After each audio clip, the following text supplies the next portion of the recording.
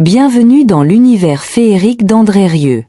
Avant de plonger dans l'histoire captivante de cet homme hors du commun, n'oubliez pas de vous abonner à notre chaîne Prisme de renom.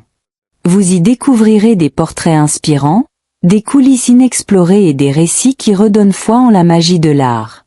André Rieu, le violoniste qui fit valser le monde. Il est l'un des rares artistes classiques à remplir des stades entiers, à vendre des millions de disques et à faire danser les foules sur des mélodies d'un autre siècle.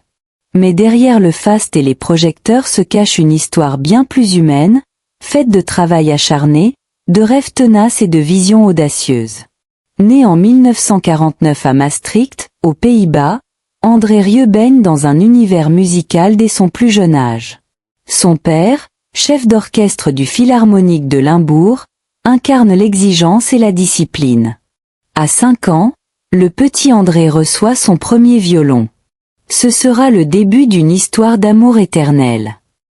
Durant son adolescence, il suit une formation rigoureuse dans les conservatoires royaux de Liège et de Bruxelles.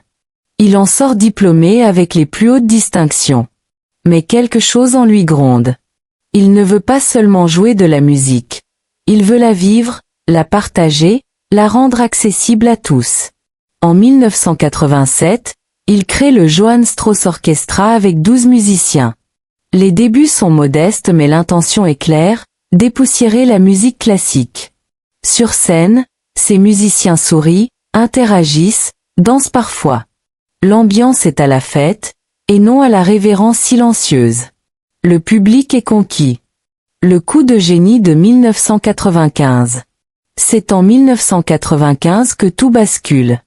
Rieu décide d'investir l'ensemble de ses économies dans une publicité télévisée d'1 minute, diffusée à la mi-temps de la finale de la Ligue des Champions. On le voit interpréter avec émotion la valse numéro 2 de Chostakovitch. Le lendemain, 50 000 albums sont vendus. Le phénomène est lancé. Fort de ce succès, André prend le contrôle de sa carrière. Il fonde sa propre société de production, gère lui-même les arrangements, les costumes, la mise en scène. Tout est pensé pour créer un univers cohérent, enchanteur, où chaque note s'inscrit dans une narration plus vaste.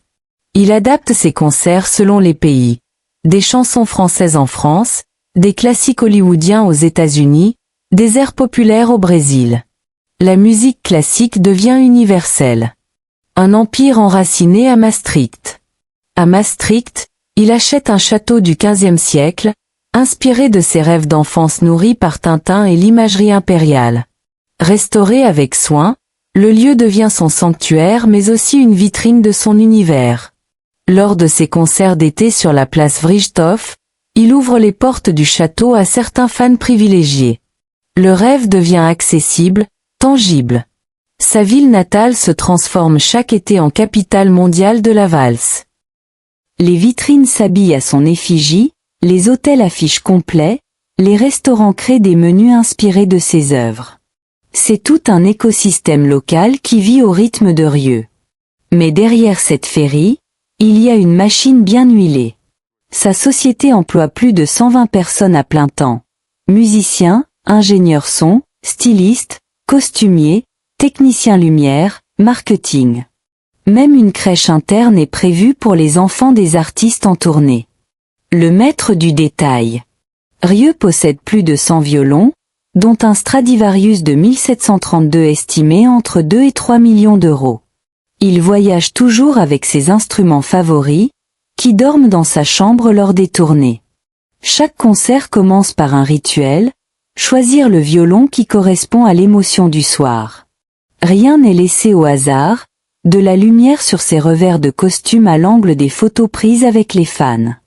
Il emploie des assistants chargés de s'occuper de ses moindres détails. Ce perfectionnisme, certains le jugent excessif, mais chez Rieu, tout a un sens. Il ne vend pas du luxe, il vend du rêve. Le spectacle total. Ses concerts sont de véritables fresques vivantes. Châteaux géants reconstitués, costumes d'époque, carrosses dorées, feux d'artifice, fontaines. Chaque représentation coûte entre 2 et 2,5 millions d'euros à produire.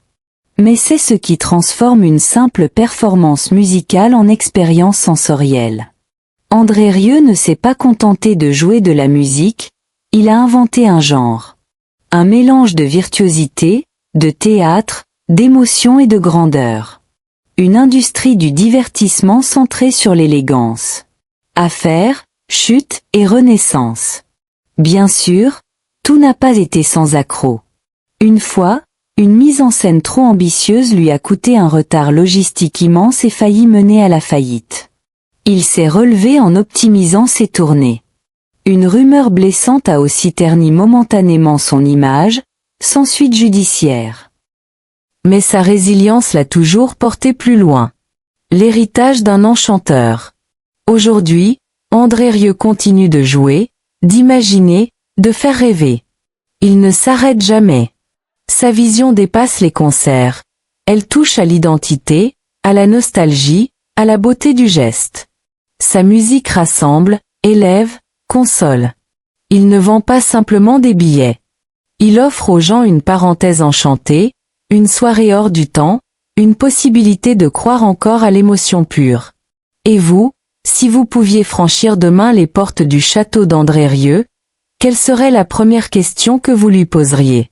Dites-le nous en commentaire.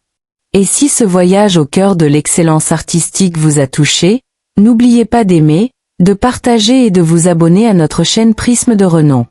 À très bientôt pour une nouvelle histoire inoubliable.